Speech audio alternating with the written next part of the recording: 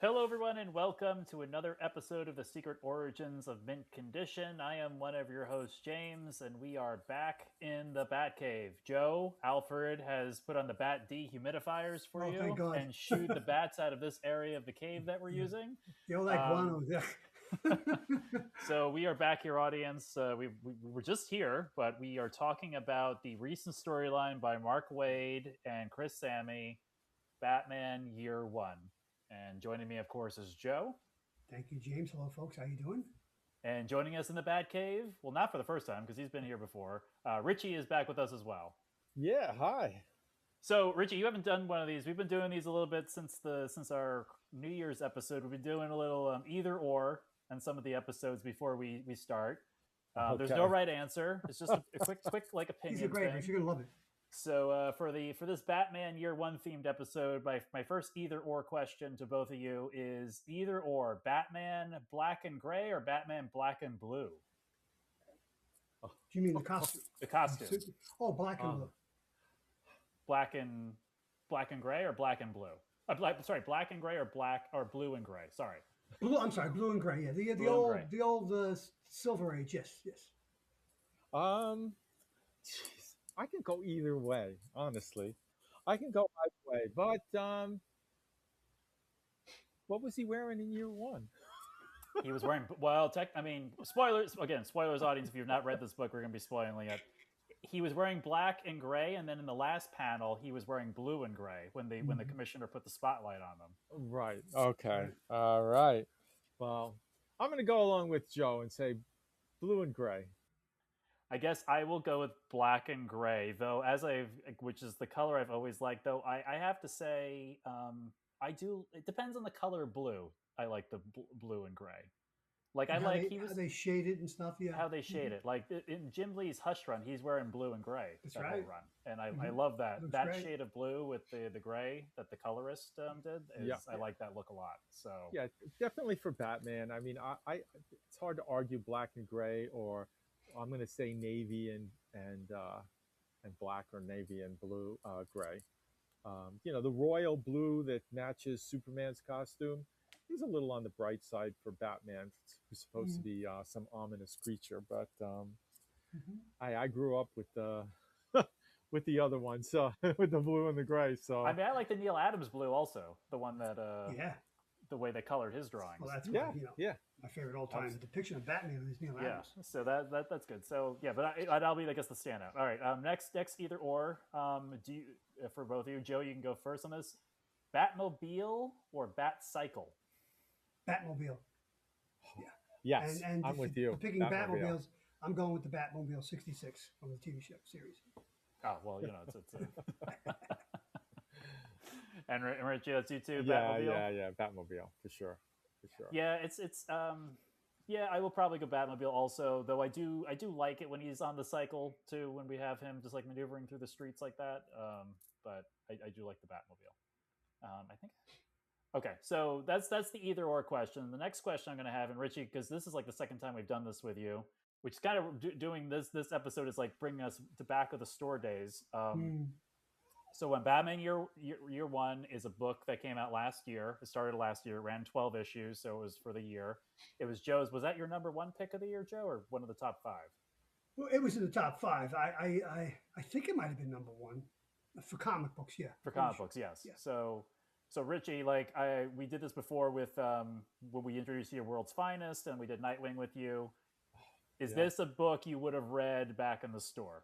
Absolutely. Hands Okay, so I down. got the Oh, question yes. for you. Which this question is not meant to say. It's just meant to like what you think about the book overall. Like, would this be a monthly pull or wait for the trade? Oh, monthly pull. Monthly pull. And Yeah. Joe, like you, I know you bought them monthly, but would this be a monthly pull or wait for the trade? I'm not Steve Carell. This would be a monthly poll. Well, I don't want to make the wait for the trade so much as like it's a book that I because sometimes some books read better when you read them in the trade. Oh, that's very true. Oh, But I think okay. Mark Waid, who's a very experienced writer, 40 years in the business, can give you a maxi series of 12 issues, tell a long form story, but each issue has a beginning, a middle, and an end. You get a full meal. Agreed on this one, And definitely. so that's why I would read it monthly. Yeah. Yeah, I think of both. I mean, I read this book recently. I read it like it came available in Hoopla in December, so I got to Oh, read it okay. then. And then, obviously, getting ready for this, I read it. So I've read it twice in a short amount of time. It read much better the second time around. I mean, there's something to being said reading it like a second Did time. you read it Obviously, all in one sitting? All I 12 didn't in one read it sitting? all in one No, sitting, that's a but lot. That's I read like 3 or 4 issues like in okay. one shot because it just read a lot better. So Well, that kind of works in a 12 issue series. If you read it 4 issues at a time, that's 3 acts. It's a 3 act play. So it kind of works that way. Yeah. That's how it's structured. I would probably invest in this trade paperback. I'm not going to go get the back issues, but in the day when I was had the store, even if I didn't have the store and I was in the day that I was collecting, I would definitely get the issues individually. Yeah, But they have a trade in a hardcover. it did read well. I mean, I obviously read it on Hoopla as you recommended, and so I was reading about 3 books at a time or 4 books at a time, and it read well. And I did have to go back on one thing to double check something because when it started up, one of the other, I'm going to call them chapters, I was a little confused. But then I don't think everybody knew something that had happened. So I was going back to see if I had made a mistake in what I read. Yeah, I, there's I don't want to give anything away. I think per it's se. intentional with the whole Grimaldi and Yeah, Clayface thing. It's yeah, intentional to throw you off. I yep. think yeah. that's part They of the did a good job. story. Yeah, they did it. No, Well, you can Waid's feel free, as we said, spoilers. So we are going to talk about all the parts of the book, Rich. So if you want to, whatever we want to talk Okay. about, we can talk about. So audience, if you're not read, we're going to dive into our full episode now. If you've not read Batman Year One, again, I would wait, read it, and then come back because we're going to Yep, just talk about the book. However, we usually do. that's what we do. This is not a review or recap podcast. This is us talking about our highlights, what we like, and just kind of going through the book. And so, Joe obviously was within your top 5 last year. So Richie, based on how you've talked about it, we already know, but I'm just curious, did you like the book and what were your overall thoughts reading it? Yeah, I absolutely loved it. I think I read 5 pages and texted you back and said, I read 5 pages. This is great. I'm not going to be able to put it down. I was able to put it down. I mean, I had no choice. It's really good. I mean, I love the way they handled uh, Dick um, as well. Dick Grayson. I mean, Mm-hmm. and that goes, to how much I like the Nightwing story. But this is Dick at the age of 10, and they really, you know, more like a 10-year-old, and he's not the same Dick Grayson he grows up to be. No, Okay, that's not. he's a kid and he's learning and he's quirky and he's adventurous and he's Rambunctious. yes, okay, and all these things and it's great how they showed that, and so it's he's going to evolve as time goes on, and I thoroughly enjoyed how they handled him and Batman during this, and Alfred. I mean, all their personalities were great, and you could see them working. They'll How it'll continue on in the future, which we all know more or less, Yeah. which future you go down. But I did thoroughly enjoy it. Yeah, I have to agree, Joe. I know you expanded upon it in the New Year episode. You'll be able to expand more since the whole episode on it. But I thoroughly agree. When Joe is like Joe's been recommending this book since like it came out, since issue 1. It's the first issue. Yeah. last January, I'm guessing. Keith and I have been recommending it constantly. Yes. And giving it, and then as soon as it was available, I grabbed it, I read it, I enjoyed it a lot, and like I said, I enjoyed it even the second time around because it's a very, I wouldn't say it's not a convoluted story, but there is a lot of moving pieces in terms of the crime. Turns. Yeah, Twists and turns. There is. Keeping all the mob bosses straight, and who's, again, spoilers, who's Clayface, who's not Clayface at one point. Yeah. I'm definitely going to read it again. Two-Face is great. I think Two-Face might be is starting to move into my favorite Batman I villain. completely agree. I'm joking out. I mean, please, no more joking. Yeah. I still say Two-Face is Batman's best villain. I really do, because Batman has two faces: Bruce Wayne and Bruce Wayne and Batman. So why wouldn't one of his arch enemy have have dual identity, so to speak, a dual Ah. psyche, if you will. So yeah, No argument for me. I could be jokered out myself. yeah. And I Uh, like this book because I've said in the past, when I came to Batman was like when I started working at the store. Really, is when I started really reading Batman. Prior to that, I just read Nightfall. So I've really read very little of Dick Grayson Robin. Like Dick Grayson has Right. been Nightwing for my Yeah. entire. Yeah. So this Right. is I guess technically he's been Nightwing since I was born, because I was born in 1980. He became what, Nightwing in 84 or something? Was that when Nightwing was created? in New Teen Titans, right? Yeah. Yeah. Was that 84, 85, something like that? I think it was 84. Yeah, it might have been. Yeah. Yeah. So he's been Nightwing for my entire. I like him. Yeah, you don't know the Nightwing. I get it. Yeah. So I couldn't. This is like it's like Richie was already pointing out. It's different to see Dick as a 10-year-old, given that like now he's like the center of the DC universe in some ways, or recently was. Now he's so rambunctious and impulsive, and given Bruce / Batman a run for his money, and and Alfred is even getting like, is like, could you tell him to clean up after himself? Now, I don't know. Did you think Robin started out at 10 years old? I didn't remember an age put on it. Rich, if you go back to the golden age, I could be wrong about this. So people out there, Keith, Steve, I believe Robin was actually about 8 years old in the golden age, and then they kind of settled on 10 to 12, and in the silver age, I think it started off at 12. So this is like, in that it's in the ballpark. Yeah. But yeah, I mean, it's okay. He's either not the way. teen wonder; he's the boy wonder. Right. Yeah, that's true. What I liked about this story is the whole familial side, the home side, right? Like you said, James, Alfred wanting the kid to clean up, and Bruce trying to be a parent. Right. And then something that they never did in previous stories, when they would go back and tell this, and not as expensive as this, is they added the whole social services aspect. The woman coming to call to see how things are going in stately Wayne Manor. This kid's living with these two guys, this rich guy and his butler, this English butler. And it's like, I would be there checking every day if I was in social services. I'd move in, I think. So, that was cool. Some of those scenes are just they're funny, they're touching, they're tension filled. It's all the stuff that Mark Waid writes very well. He writes his characterization of these characters is so spot on. They act, they speak, they look like they're supposed to, and so yeah, that was part of the story that really, really stood out to me. And I think that was what made the story so fun and enjoyable.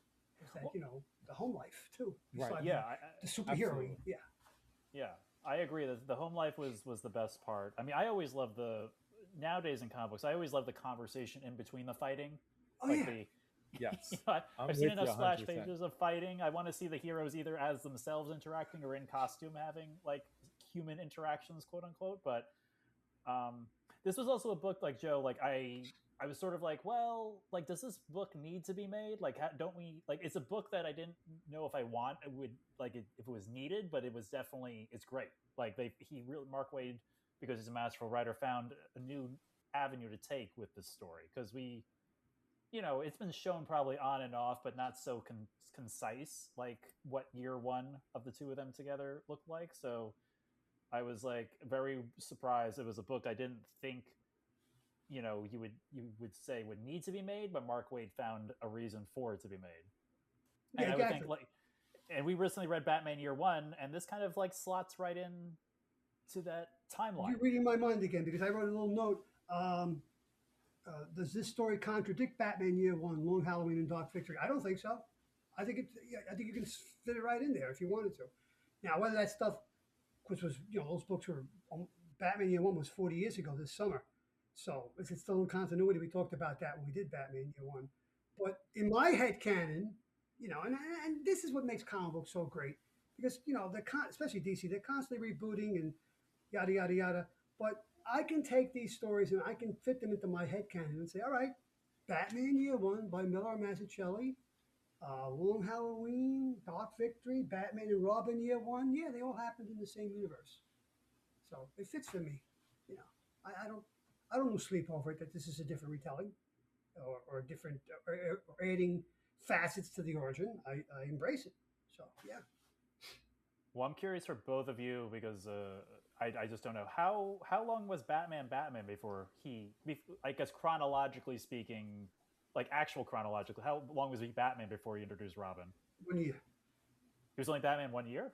1939, Batman introduced in Detective Comics 27, right, Rich? Was it Yes, 27? 27. And then Yeah. Robin pops up about a year later. Yeah. Oh boy, I should know this. But isn't that in Batman #1? Wasn't Batman #1? I guess not. No, don't you remember that Detective Comics where Robin is bursting through the? Yeah. Oh, that was that's Detective? yeah, I think yeah, because Yeah, Batman. I'll take you right. Batman #1 has Batman and Robin on the cover, but Robin appears first in Detective Comics about a year later because they wanted to lighten the character up. Yeah, the character Batman. Wow, they introduced Robin real quick. Yeah, I don't know if that was they were getting flack from parents groups or whatnot or whatever, or they just thought, we have the sidekick. Sidekicks were starting. He was the first sidekick, I think. Yeah, he's before Bucky. That's right. It's a year before Bucky Barnes. I guess it was just Was he a Bill Finger invention? Boy, I don't know. I'm gonna say yes. Okay, but I'm not sure. I thought Robin came much later. I thought in story continuity he was Batman much longer before he took on Robin. Like I imagine he's been Batman a few years before he took on. Well, I mean, it's comic book time. So even if it's 1939, Detective Comics 27, and a year later, chronologically, Robin appears, you could still say that between that there was 2 issues. There was 2 years of Batman being a solo superhero. Again, comic book time doesn't. I mean, Franklin Richards should be pushing 50 right now, right? Now he's only a teenager. He's only a teenager, so I mean, yeah. I'm impressed that he's a teenager already. His sister's a teenager too now, Valeria. Valeria's a teenager. Yeah, they're both going to high school together. So, yep. Well, I guess we'll dive into it. So, I mean, I actually took notes this time because it's 12 issues and it was so much going on. I actually had to take like my highlight notes to go along with it. But I guess like from the first comic book, I actually really, the part that like struck me out of the whole thing is I liked the car ride. Again, it's going to be not the fighting, the car ride to their first thing, and he's like, "Are you mad at me?" And Bruce is like, "No, I'm just dropping the pretense of Bruce Wayne and I'm getting into my mindset mode." I was like, "Yeah, agreed." We learned about Dick Grayson. We also learned about Bruce. Yeah, because he has to show a different side of himself to this kid now who he's taken under his wing. So yeah, okay, here we go. Detective Comics, number 38. I don't know if you can see that, Rich. You see the Robin bursting out of that. Yes. Detective Comics number 38. Okay, it looks right. It looks right now. Looks correct. Yeah. That's right. Batman #1 has Batman and Robin swinging on the bat ropes. Yeah. Okay, we got that straightened out. Yeah. Batman history. It can be convoluted, but in all comic books, history is convoluted. It says, according to Wikipedia, the character was created by Bob Kane, Bill Finger, and Jerry Robinson. Oh, I forgot about Jerry Robinson, and that tells me that probably Jerry Robinson and Finger created it, because Bob Kane didn't. We know that Phil Finger had more in the creation of Batman than Bob Kane did. So Kane liked to take credit for everything. So right, he had a bigger ego. I forgot about Jerry Robinson. Also the hand in creating the Joker, Jerry Robinson. Yes. Oh, that's right. Yeah, you mentioned that before. Yeah. Yeah. So what were your? I guess we could just go around highlights. So. Rich, what was one of your highlights of the book? There's so many. Well, no, yeah. Well, it was just the conversations between Bruce and Dick. I mean, like you said, or we said earlier, it's the conversations, it's the talk between the fights. Although I have to admit, I enjoyed the fight scenes in this. Oh, they're beautifully orchestrated. I Yeah. think they did a really nice job with it. In a lot of the other comics, I was getting tired of the fights. I don't. I can't tell you the reason why, but I would be jumping to back to the conversation. It would be an easy flip. Okay, they're fighting and whatever. I don't know, but these were orchestrated well. The illustrator was spot on. I really think they chose the right guy to produce this comic. Yeah, I wanted it because you're both artists. I wanted it to both of you. What do you think of Chris Samnee's artwork in this book? Not only the way he illustrates it, but the way he lays it out. And, I mean, it's just. I think his layouts are tremendous, and I think he did a wonderful job on Robin. I mean, you could see that he could have been, or he was a 10-year-old. The difference in size and shape and whatnot. I think he did a remarkable job on Robin. The whole overall layouts and everything, to me, even though there were confusing moments in the story, I don't think that was his fault. I think it was what's his name? Mark Waid? Clayface. Oh, Clayface. Oh, yeah, Clayface. yes. It was Clayface's fault. Waid, right. No, it's not Mark Waid's fault. It was Clayface. No, I'm saying that in a good way, because Waid, as the writer, was intentionally leading us down the wrong path sometimes. Yeah. Yes. Which is what a good writer does, so that you get surprised. You know, it's like a Columbo mystery. You don't want to know. I mean, we know who the murderer is, but we don't want Columbo to solve it in 5 minutes. No, we want to. I mean, I liked. Well, Chris Samnee was also one of the I guess he was the co-creator of this, right? He was a co-writer on this as well. He's the artist. Yeah, based on what I saw, yeah. Yeah, and I really like the art in this too. Yep, co-plot. Mm-hmm. It was I don't know. It was like Darwin Cook with animated series with even Batman 66, because occasionally they'd have the POW in there. And yes, yeah. Perot, you know, Perot had posted about the book and said how much he loved it, and he liked the little, I'm going to say, Easter eggs is what they're called or something. Yeah, and most of the Easter eggs I saw were more the Batman TV show related. I think the first one I felt was Novak or Novik, Novik Street or something like that, which I would think was a salute to Irv. He was the artwork, you know, for so that was the first one. I'm jumping to these Easter eggs that Steve brought up. No, it's good. That was one of them. But then what you brought up about the pop and pow or whatever. And there were other little things in there, and I should have taken notes, but I would say there were at least 4 Batman TV show remarks that sparked. Oh, he's always like calling it's like he did say I think he said like something. a bat holy something. And he did say holy something. And in one of the things, like when they're going to see the commissioner, I think after the commissioner's been turned before they get there, he's like, "Wouldn't it be good if we had like a bat phone?"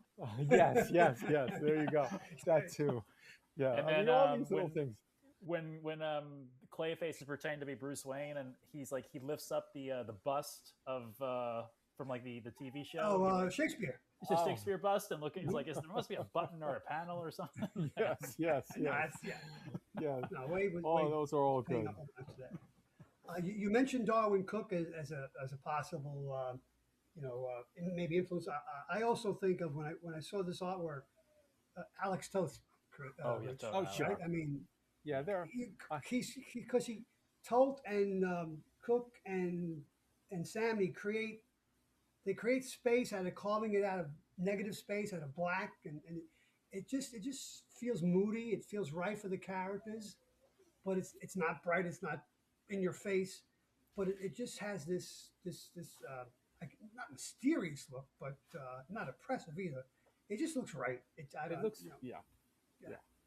The way he creates the space and tells the story. I find I mean, it's not for everything, but I am more drawn to this style as I get older. As for art, I like simple style, the simpler style. I mean, I still like my Jim Lees and my Todd McFarlane's, but I really do have a real big space now when I see this art in comics. Plus, what helps us too is the colorist. Was it Matthias Lopes? Matthias Lopes. I mean, the color palette's really good. It's It's very specific. A lot of browns and grays, right? Yeah, it's I don't know. It's very moody. It's like it's Very like moody. That's it's the word. colorful, but it's still I don't know has a noir black and white feel to it almost. Yep, yep, absolutely. And Yeah. you know, Robin stands out as the colors. But I mean, you can't miss him on a panel.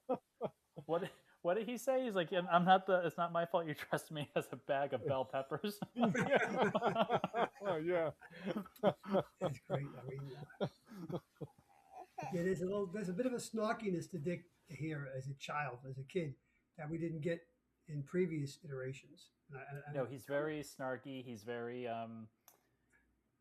he's got a lot of like when he's being tied to the chair by Grimaldi, he's like the amount of like combat, like the mouthing off to a man who could easily kill him. He's just end him in a second. Yeah, no, very true.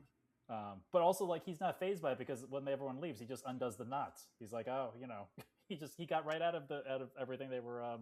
Well, remember his background, right? He's an aerialist, but he worked in the circus. So he would have had access to all the circus people, escape artists, you name it, right? So I mean, it's why he's always jumping off of buildings here because he's done that all his young life. Well, that's a great scene too when he escapes the ropes, goes on the roof, creates like a basically his own grappling hook, throws it across, and starts tight roping, and Batman's there, and he's like, oh, "What are you gonna? What took you so long?" Like he's like, "What took you?" And then Batman later is like, "Well, you got to teach me that tightrope." Yes. Tightrope. Yeah, Batman is learning from. It's great. Which that is great because you don't I guess you never think about how like Robins teach Batman stuff too. They like always say it, but in this comic book they actually show it. Yeah, I think what his mindset going in, Mark Waid, was this stuff has been hinted at before or said before, but let's it's a comic book. It's a visual medium. Let's show it.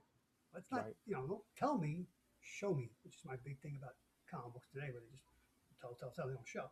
So this book shows you what's going on and how these two become partners and friends, and then father and son. Yeah. Yeah. Which he goes for at the end. There, he's like, "I'd like to put in for adoption," and the social worker's like, "Don't push your luck. Let's go." Yeah. She's a great character. I hope they bring her back in some form or another.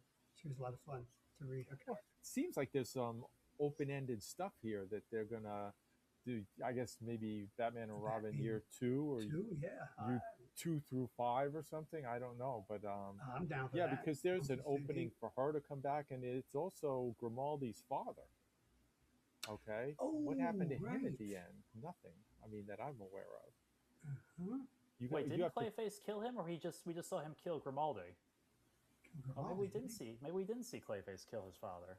Oh no, that's right. We didn't see. We assumed that Grimaldi killed. We assumed Clayface killed his father because Clayface was pretending to be his father, but we didn't actually see that happen.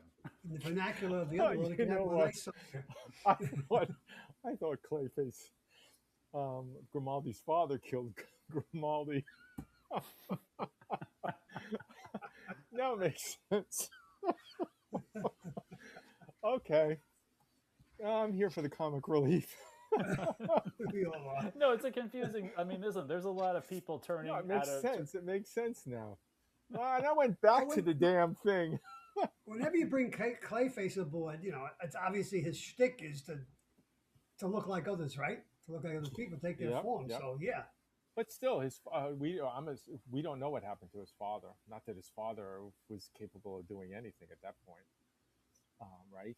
I mean, as far as we know, yeah, Grimaldi was just keeping his father around to rub his nose in it, And I don't think we've ever seen Grimaldi in any other year 1 iterations. I think it was always Boss Maroni. It was always Falcone, right? Those guys.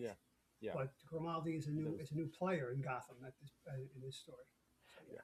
So did Matt Hagen, did he always wear the mask too? Because the mask is unfamiliar to me. Because I've only obviously Clayface. My introduction to this Clayface was Batman the Animated Series, and they never had him wearing a mask to keep his focus on keeping his humanoid form. So I didn't know if this was something a carryover from when the character was first introduced in the comics? I Or believe in the 40s when they first introduced Clayface, he didn't have these type of shape shifting powers. I think he was a master of disguise. So that might be a callback to that with the mask. I could okay, be wrong, but I think that's. So I've read some of those stories where they used to publish them back, Richie, in those annuals back in the 60s and 70s. Yeah. Yeah. They would publish some of those. You read those. I love those books for that. Because that's how you find out about the backstory. yeah, I know the different Clayfaces like were never the Clayface of the animated series. That was like a new creation of Matt Hagen, which this year one makes him look like the Clayface from the animated series. Like that's how, like when he's in full Clayface mode, that's how Bruce Timm like drew the character. Right. So I think the first shape shifting Clayface was in the early Silver Age. I know I had that book. I should have. Why didn't I bring it out? Detective Comics or whatever. But it's Batman is trying to hold on to something on the cover, and that something is turning into clay and morphing in his hands. It's one of those Sheldon Moldoff covers from Detective Comics back in the either late 50s or early 60s, and that's the first Clayface, probably Matt Hagen, where he morphs. Again, if yeah, I'm Matt wrong, Hagen's. guys, I mean, I guess at this point, Matt Hagen's the definitive Clayface. I mean, they Oh, really yeah. it's pretty creepy though. That was a pretty. I always like when he's like suffocating Batman by like just going through his mouth and nose and Cats. like Gross. it was Creepy very and gross.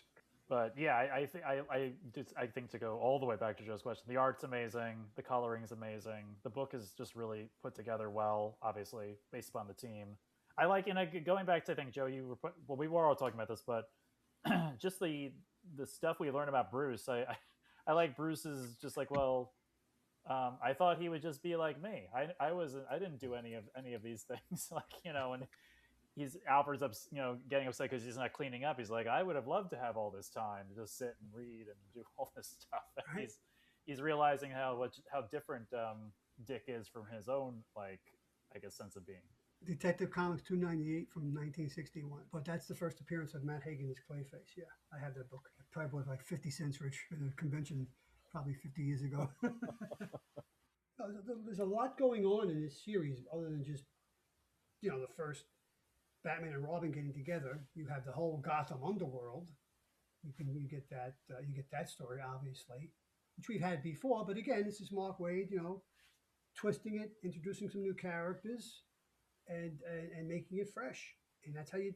See, I don't mind when they add things to the origin. What I do mind is when they take the origin and just flip it around and change it completely. But if you're going to go back to a character's beginning and say, all right, well, what about this? We never saw this. Did this happen off screen or off page? Let's look into that.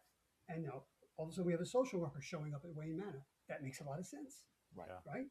Yeah. So It pulls it into that sort of like this is what would happen in modern times because this is another Batman story that I don't know if it's the 1950s. I don't know if it's modern day. I don't know. Yeah, it's has a timeless feel to it, right? Yeah, I don't know where this story takes place based upon the artwork and the cars and the buildings. Like Gotham City has this it's stuck anywhere between modern times and being back in the 50s and 60s sometimes. Well, that's the aesthetic from the animated series, right? Yeah. They had computers, they had everything that they have in the current comic books, but everything was old-fashioned looking. The cars all had big fenders. Whenever there was somebody reporting on TV, like what was that reporter's name? It was always black and white TV, right? Not color TV. It had that timeless feel to it. And I think that's what they were going for in the animated series and in this series. Yeah. Well, they went for that. Chris usually brings this up when we do other Batman episodes, but they went. Mark Waid went for it in this. This is you got to see how Alfred is basically a clear step to treat Dick differently than he did Bruce and not make the same mistakes when he sits down with him in the room and kind of really, I wouldn't say pushes him, but definitely digs he's like, I know it's your mom's birthday and you must have some feelings about it because that was something he'd never do with Bruce. And he actively takes a role to make sure that Dick, as much as he loves Bruce, Dick doesn't end up like Bruce, all closed off. And well, no, the Dick is a well-adjusted adult because of Alfred.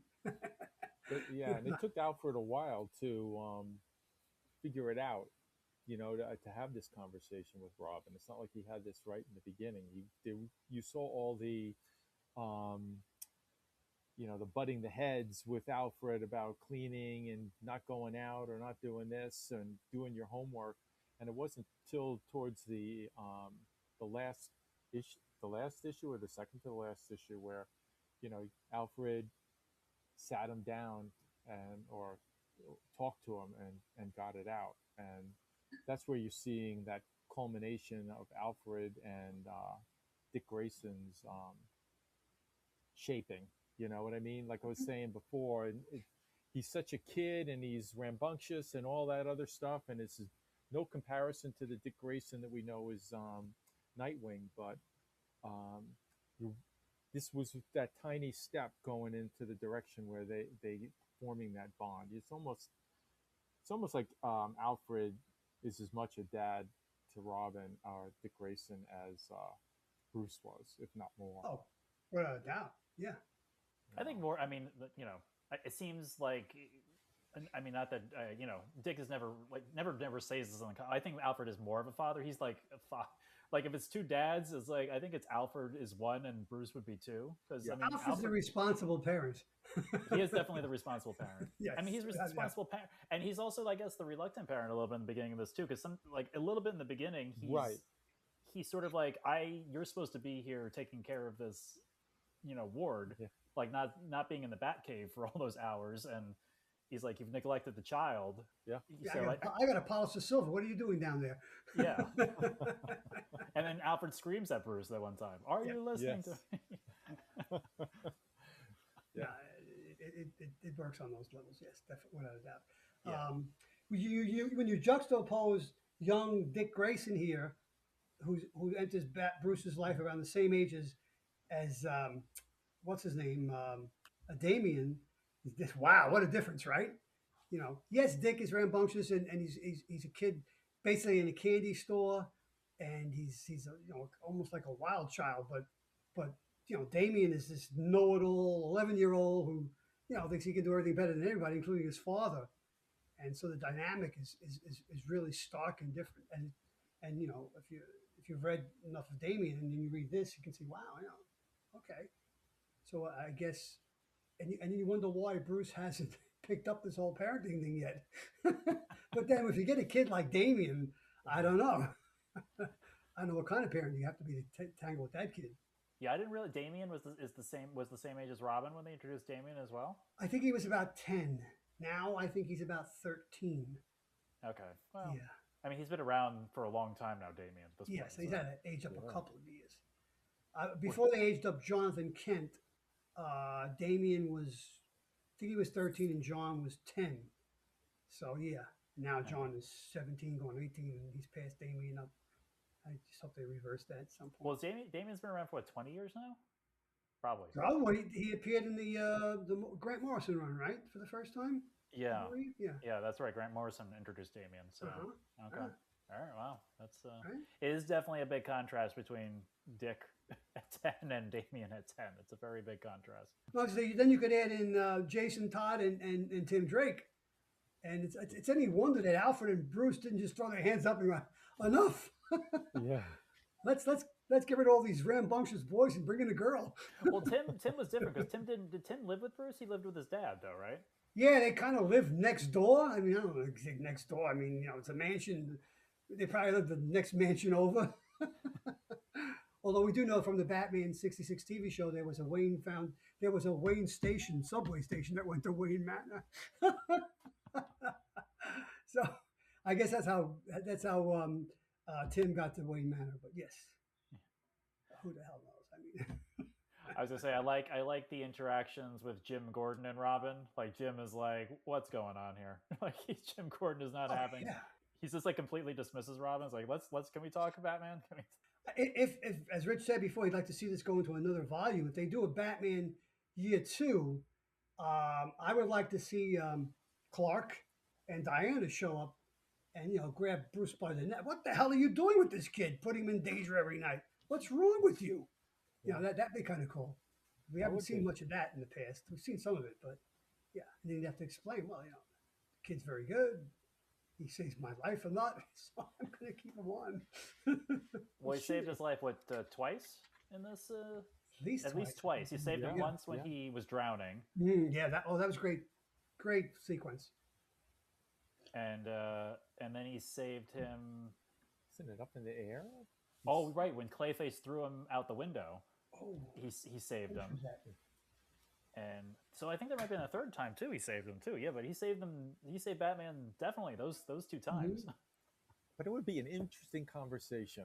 I mean, because figure that the social worker, if the social worker ever knew this, forget it, right? Forget it. Any Oh yeah, any no, it's- normal human being, father figure would actually go, "What the hell are you doing?" I don't even think Dick's parents would like what's going on. So it would be an interesting conversation from Diana and Clark. and Clark. But we read these comic books and we accept that Clark Kent is aka Superman and Diana Prince is Wonder Woman, and they can do these amazing things. And Bruce is just this regular rich guy, not regular rich guy, a rich guy who has all these gadgets, and he's a well-trained athlete, and he's a detective and escape artist. So yeah, anybody can become Batman. No, that's not true. I know Chris has said that many times, but there's a juxtaposition between in the trinity of these three. So if you can believe a man can fly and a woman can ride around in an invisible plane, why can't a billionaire or a billionaire have take in a kid and teach him how to crime fight, right? Oh, Totally absolutely. believable to me. When you go into that simple complex, absolutely. I Yeah. go in blind. Whatever you Reduce it to say the goes. least common denominator, and it all works. I mean, he gets because Robin gets shot at many times in this book, many times. I like the trick with the cape though. The cape is a new the bulletproof cape. That's a new addition to the Batman gadgetry. I think Tim Drake was the first one that had the bulletproof cape, if I'm not mistaken. So. Oh, Tim Drake had a bulletproof cape. Oh, I think he did back in the day. Yeah. Okay, well, it's a good addition. It Yeah. it explains a lot of them getting shot at. Yeah, well, Which that was a good scene when Robin grabs the gun for that. He points the gun at that criminal, and Mhm. Batman just takes it away from him. It's like no guns, not no ever. guns. No guns. That's what killed his parents. Yeah. No guns. Although Batman did carry a gun in 1939, didn't he? Oh, those first 7 or 8 issues of Detective Comics, Batman did have a gun. Yes, he used it. But we know we forgot about all that. Well, yeah, I think that's one of the reasons why they introduced Robin. Those are apocryphal, I guess. They're apocryphal. Yes. Yeah. Of course, in Batman Year 2, he has a gun, or he wrestles with using a gun. That's right. Mm-hmm. There's been times when he's picked up a gun. I remember a story in the Silver Age, right after they introduced the new look Batman, and I think it was Detective Comics. I want to say 328 or so. He's holding a gun on the criminals at the end. Picks up their gun and he holds it on them. As he and Robin beat the crap out of them. So, and I think they took flack for that even back then. What are you doing? There was a new editor at the time. It was Julie Schwartz, as a matter of fact. You'd think he would have known better. But yeah, there's times Batman has picked up a gun. Yeah. But it's the spirit of He never used it. of that. Yeah. No gun, no killing. That's kind of gone out the window, huh? Killing. Oh, Well, we have for a some lot of heroes heroes. to kill now. We're not going into that. No, we're not gonna. This goes into this comic though. Just feels right to an old comic book reader. That's the best recommendation you can make. Yeah, recommendation. Yeah, that's the way I felt, Rich. Grizzled old comic reader like me, and I read this and was like, wow, I really like this. This has got me excited. And James knows. I like the school stuff too. The school, Yeah, the school stuff. yeah, that was Oh, good. yeah. That was good. I like the thing I laughed about was when Alfred's like, "Did you use Wayne, your last name, as a verb?" When he's like, "I had to Wayne my way to get you back into that school." All those things are really incredible. Yeah, here was this issue too, where the social worker is there, and there's Dick somersaulting off the chandelier, stuff like that. It's just great. That's Mark Waid. He knows what he's doing. He knows these characters. I mean, as this book was coming out last year, he was writing the new history of the DC universe, which I highly recommend, Rich. That's my next thing on my Yeah. blog to get to is the new history of the DC universe. Yeah. Yeah. It's very good. It's Barry Allen telling the story of Okay. this universe. All And, right. it's very well done. A lot of good artwork. It's not a story. It's kind of like those. It's like between the story and those old DC universe pages, back in the day. Uh-huh. So every page is like a full page, and they work everything in from the very beginning to the current times. Yeah. Wow. And so is that a complete ensemble already, or was it a book form from the beginning, or did it come It out was in four issues, what 4 they call issues? floppies, and Okay. now it's in probably paperback trade and hardcover trade, just like this Oh, book okay. is in paperback and hardcover. Yeah, All right. So this is and called what again? the new history of the DC universe. New. Okay. Yeah, And that's, I'll send you a okay. link. Thank yeah, you. I think you like it. Yeah, Thanks, And then you James. can read it on Hoopla, or if you want to buy a copy, you can buy a copy and have a physical. Yeah. You know, it's kind of like a newspaper though, with the DC, like buying a DC history of the universe. It's good for as long as this history exists. well, I was just going to say that, James. Yeah, because with constant reboot, but DC's doing very well right now. We spoke about this in a recent episode. Uh, that they had a great year last year, and they took over the market share. They passed Marvel in market share by about 9 percentage points. Yeah, they're doing good stuff. Yeah. I was saying in the Discord that it's all like all the all in stuff is available on Hoopla, and all of it's good, and all of it makes sense. And I don't think there's a bad. I mean, like with the stuff I've read, like even the like outlier books, they've all been good. Like I enjoy the obviously World's Finest was good. Was it the JLA is good? JSA, JLU. JSA. I haven't read the JSA yet, but I just picked up Detective. This is good. I know this is not part of the All In, but the Batman Year One, Batman Robin Year One. The Question was good. Challengers was good. Aquaman is great. Jeremy Aquaman Adams was turned good. Aquaman into a badass. It's great. Green Lantern is excellent. Yeah, Green Lantern is also good. by Yeah, Jeremy Adams. they're like all the books are good. I mean, I haven't caught on Williamson's Superman, but you've told me that's good too. So. Yes, Josh Williamson is now functioning on all cylinders now. Yeah, his Superman run started off very slowly because it was too much Lex Luthor, and now it's really good. I'm enjoying it. I'm impressed with the initiative. And they have what they call, what are they calling it? The next wave? Is that what they're calling it, James? Yeah, Next Wave, where they're bringing back lost characters, basically. Yeah, we're getting a new Firestorm book, Rich. I think in April. Yeah, Fury of Firestorm #1. So Firestorm is back. Deathstroke is back. I'm a Deathstroke fan. I may be reading Zatanna. I haven't decided yet. That's coming. She's got her own book again. And there's a talk of a Hawkman book, and the Legion of Superheroes is finally coming back. Yeah, isn't Williams writing that? Yes, well, Josh Williams is writing that. I'm really stoked for that. Yeah. Okay, that's I listened to an nice. interview on him. He's like, when you read my book, you'll know my favorite era of Legion of Superheroes. He's like, I make it pretty clear what Good. era I like the best. What's one of the eras I like? He's like, based on the characters I've used, you will be able to tell what era I like best. Well, because he's got right now he has his Dark Side Legion, right? Yeah. And they're hounding Superman, especially right now. So yeah, I kind of think I know where he's going to be going with that. Yeah. So, but yeah, they're all good books. And Rich, if you're looking to read stuff, they're all available on Hoopla because that's how I'm reading them. So. Yep, I'll find a way to squeeze a book in or two. I'm keep pretty busy. Well, yeah, the little one keeps you busy. Yes, yeah. As long as she's not swinging from a chandelier and doing somersaults onto the couch. Yeah, but by the time she's 3 or 4, she might be doing that.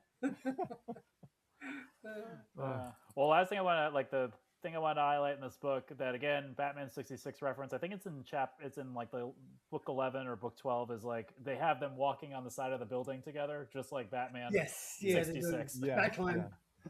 Yeah. Yeah. They should have somebody come out of one of the windows. That would...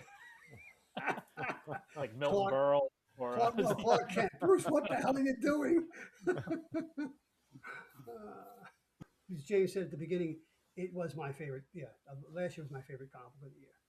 I thoroughly enjoyed this. I was like, wow, this is so good. Friends out there who haven't read it yet, we highly recommend it. I don't think you'll be disappointed. Yeah, I do not. I think you'll enjoy it. It is a quick read and it's not a quick read. You do have to like pay attention a little bit to what's going on. Well, yes. Like I said, there's twists and turns, which is good. But it's Batman. He's a detective. You want that. As Richie said, you just don't want all fights, right? Yeah.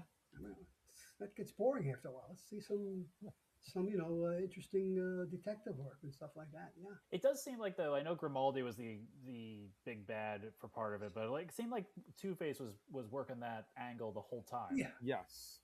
Yeah. Well, Yeah, that's I agree. Two-Face. That's why it's called Two-Face. Yeah, Works no, but I'm both saying, like, sides I of the think street. Yeah. it seems like he was just like letting Grimaldi think he was in charge or doing whatever because Harvey already had his plan of what he was going to do the whole time. Yeah, agreed. That's why he's my favorite Batman villain, Harvey Two-Face. Well, he also has that connection to Bruce, like they were friends. Like, Yeah, like good it's friends. that emotional connection too, where I don't know if they were best friends, but like there's always that history where, and there's also that thing like Harvey, half of him I guess genuinely thinks he's still a good person, and the other half is not a good person. It's very like it's very strange. Like It's very strange. yeah, No, it's the whole point.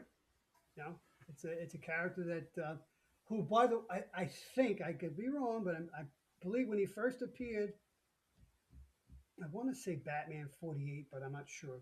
Golden Age. He wasn't called Harvey Dent. He was called Harvey Kent. Obviously, they had to change that.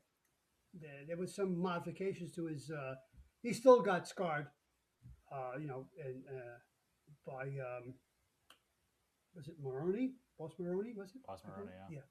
So he was Harvey Kent. He would have been like what, with Jonathan Kent's brother or something. And Yeah, a long lost Kent who moved from the sticks to the big city. That's the other thing with the Chris, where it fits in the timeline. That we were just bringing up Boss Maroney and Harvey Dent made me think about where it fits in the timeline. This when Chris Samnee draws Falcone, he's got the scratches on his face from Catwoman. So this must take place after. Wow, James! After the Long my Halloween. mind. Yeah, so, Wow. yeah. So what I Good said before, maybe it does fit all together because that's Waid. He's not going to throw stuff out, because indiscriminately. He's going to try to make it work and fit. Yeah. Yeah. Because Wow. it's in Long Halloween when Catwoman scratches Falcone, right? Yeah. Mm-hmm. Okay. Yeah. So, I still have to read Dark Victory. I read when we did our Long Halloween. I got the Dark Victory has Robin in it, so this Yep. must come before that because Dark Victory Robin is part of that. I'm going to read this again, then I'm going to read Dark Victory right after that and see how they mesh. Well, on Hoopla also, I haven't read it yet, but I don't know. I know it's got mixed reviews. I'm still going to check it out. They have the last Halloween is now available, so I'll probably check that out. Yeah, I have all 10 issues. I haven't read them yet. I'm going to read them. I'm going to find a day where it's sit down and maybe go, well, not maybe half of them and then read there's different artists on every book. Yeah. There's an issue illustrated by Chris Samnee in there. Okay, well, that should be good, yeah. It's gorgeous. It's gorgeous, yeah. But none of the artwork by Tim Sale in there is new, right? It's just reused artwork? Reused artwork, yeah. Mm-hmm. Yeah. When did this come out? That came out last year. Last year, I think, the last Halloween. It's like it's Jeff Loeb is writing it. It's the I guess final part of the Long Halloween. I think he started writing it when Tim Sale was still alive, and I think that's what. And Tim passed before they could do the book together. So they finished it with like different guest artists, I guess, doing different things for each issue. So. And the aesthetic doesn't they tried to keep the same aesthetic that Tim Sale would have used on the book. So it works. It's not jarring. I didn't realize they were trying to do Tim Sale's style. The artist also is that. I would say his style completely, but as the aesthetic of dark and the shadows, the whole chiaroscuro effect. Okay, well, I'm intrigued. Darkness. I'm intrigued. Yeah. I'd like to, I mean, when you have a great artist and then someone like sort of does an impressionistic version of it, it's always interesting to see. So imitation is the greatest form of flattery. Yeah. Right? Yeah. So, well, any final thoughts before we wrap this up? I had a couple of flash facts. Okay. Mark Waid's been writing comics for 40 years, and his first professional work was Action Comics number 572. There were 3 8-page stories in that. He did the third one. Here's Action Comics number 572 from October, cover date in October 1985. And the last story in here is by Mark Waid. Yeah. Wow. And I don't have Chris Samnee's first work, but that was a graphic novel called Capote in Kansas in 2005. So I might be looking for that because anything he renders, draws, I have to read. So I love his artwork. But those are my 2 flash facts. I want to read. Okay, thank you, Joe. All right. Any final thoughts other than that? No, go out and read this book if you haven't. That's all. Yeah, that's what was going through my head. Yes. Go You for will it. love it. We guarantee it. If you like Batman, you will like this Batman and Robin Year One. I don't think I can sell it better than that. That's it. Guaranteed. This is a Joe Namath 1969 Super Bowl III guarantee. Who's Joe Namath? Well, listening audience, I hope you've enjoyed this look at Batman Year One. I hope you've read it, and if you haven't, we didn't. You I still don't enjoy spoil it. too much. We Yeah, didn't spoil. You would still get a lot out of it, even if you do know. Oh, I mean, listen, it's a year one. You know it all works out. yeah. Well, there is that exactly. Otherwise, Batman today. Or Robin. But of course, I could not have done this trip to Batman Year One without my other host. So thank you, Joe. Thank you, James. And once again, as I always say, this is a hoot. This is a real hoot. Thanks again. And thank you, Rich. Oh, thank you for suggesting this. I'm glad I could find the time to read it and be here with you.